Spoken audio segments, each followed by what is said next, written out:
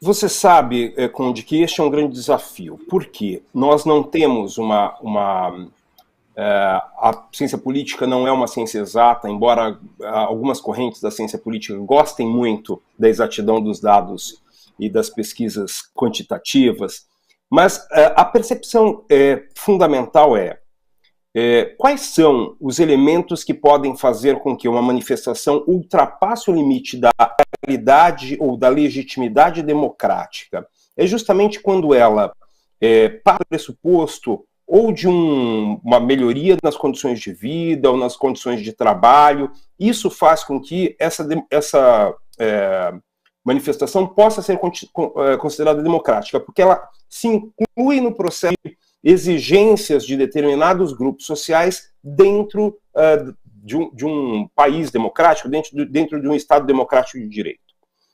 O que ocorre é que a gente precisa entender quando é que essas manifestações ultrapassam questões específicas de uma determinada classe ou de um determinado grupo social e se transformam em ameaça para a própria essência da democracia. Então, o que ocorre hoje no Brasil, quando a gente movimenta, então, começa ali com uma tentativa de dizer que eram os caminhoneiros que estavam fazendo as manifestações.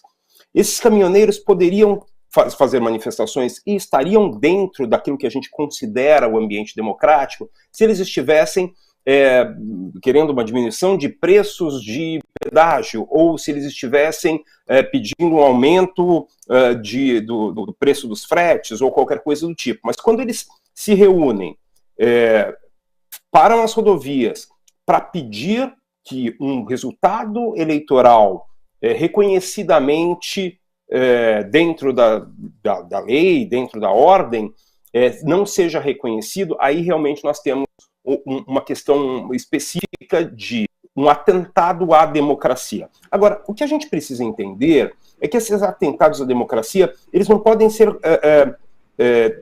classificados como pequenos, médios ou grandes. Então, a gente diz assim, mas foi só alguém que disse uma bobagemzinha, ou foi só um pequeno grupinho. Este é o grande problema, porque a gente fica deixando com que esses intolerantes participem do processo democrático, tenham voz no processo democrático, enquanto, e a gente tem que retomar o Popper, né, a ideia do paradoxo da intolerância, que é justamente, olha, eu não posso tolerar os intolerantes no ambiente democrático. Não há como. Por quê? Quando eu tolero os intolerantes no ambiente democrático, eu coloco em risco a própria democracia. Então, estes são os limites, e são muito complexos. Né? Se a gente tivesse uma resposta extremamente clara, claro, é óbvio que a gente não estaria nas crises que estão acontecendo. Vou dar um exemplo para vocês. Aqui, a semana passada, na Alemanha, houve o desbaratamento de um movimento que tentava invadir o Congresso alemão, que botar de volta um camarada lá como herdeiro de sei lá de que príncipe da Prússia, uma coisa toda muito doida. Mas assim, aí alguém diz assim, não, mas isso foi um movimento pequeno, tinha lá meia dúzia. Só que os alemães entendem, até por